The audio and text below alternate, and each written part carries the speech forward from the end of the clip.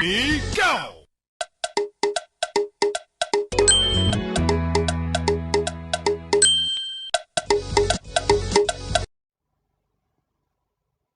Breaking news. Welcome to today's headlines. Buhari must appease Fulanis before leaving office. Sheikh Gūmï says. Buhari must appease Fulanis before leaving office. Sheikh Gūmï says. To my dear listeners, from wherever you're listening from, please stay tuned as I read today's news.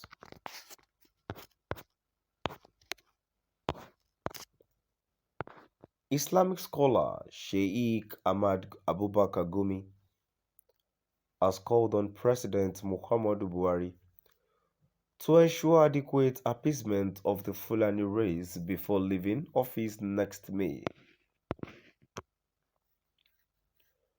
Gūmï spoke on Thursday as a resource person at the ongoing two-day first interactive policy dialogue and cultural festival organized by the Miyetti Allah Kauta Hall Socio-Cultural Festival with the theme The Future of Fulani Pastoralists in Nigeria.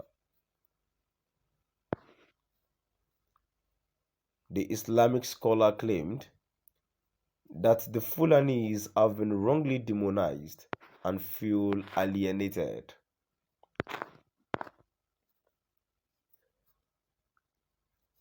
He maintained that with dialogue and genuine commitment to peace, those who will engage in kidnapping and banditry, which have complicated security situations in both the northwest and northeastern part of the country, would surrender their arms.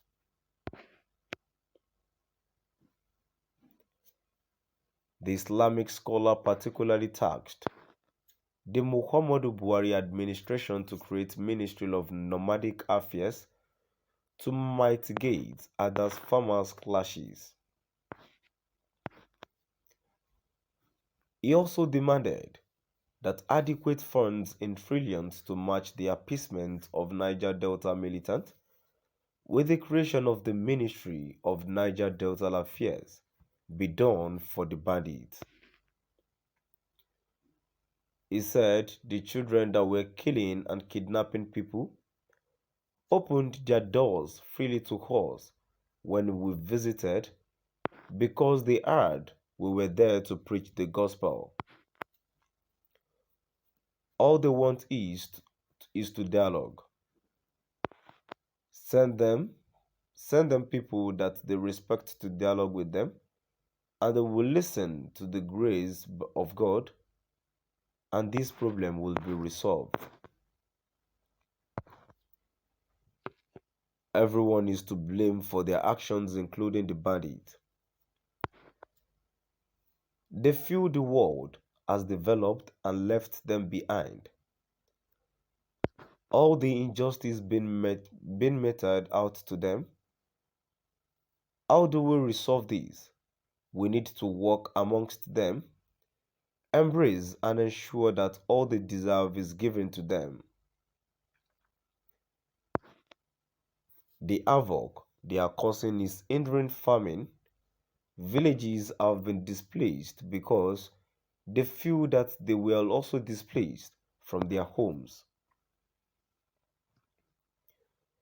We are at war, and the solution is what was done for the people of the Niger Delta. How the government got them justice and even gave them a ministry. Why can't the government give us a Ministry of Nomadic Affairs? Education will be inclusive and empowering and hospitals.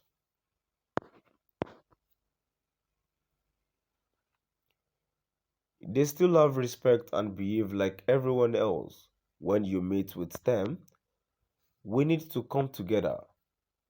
Politicians, security agencies, traditional and religious leaders, and assist them. They are acting out because they have been pushed to the wall. Since the inception of Nigeria as a country, they have never gotten real assistance. Now gather all their monies and give to them. Calculate how much you have given to the Niger Delta region since they started their agitations. I heard it is running into trillions. So, the Fulani want theirs. Gather all their monies and give to them. I am calling on the president, before you leave office, hand over the money. Meet their leaders to get to them. 99.9% of Fulanis are peace-loving. Only 0.1% are causing all the havoc which is not been caused for mere mischief, but because they have been pushed to the wall.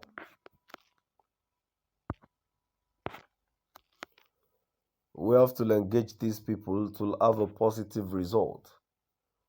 My only fear is the infiltration of terrorists into their midst. It is a factor we have to consider seriously, and even the terrorists themselves. I think there is neglect. Until now, Boko Haram is not a hopeless case, so we have to protect our Hěrdsm徵n from that infiltration.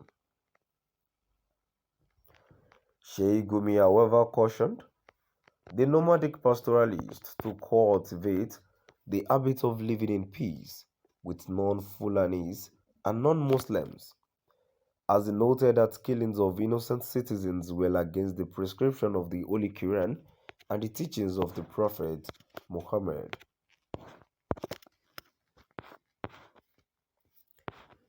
There is a treaty we have with all non-Muslims in Nigeria to live together in peace, which was reached with the colonial masters, which are renewed every time we elect members of the House of Assembly.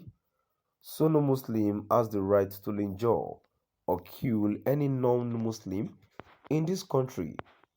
Under the treaty land, the Prophet has instructed us not to kill any soul that we enter into a treaty of peace with, and we have agreed constitutionally to stay in peace with all non-Muslims, so no Muslim has the right to use his hands to kill any non-Muslims. To my dear listeners, now we've come to the end of our today's news. Please do drop by at the comment section and let's know what your view is all about. Thank you for listening.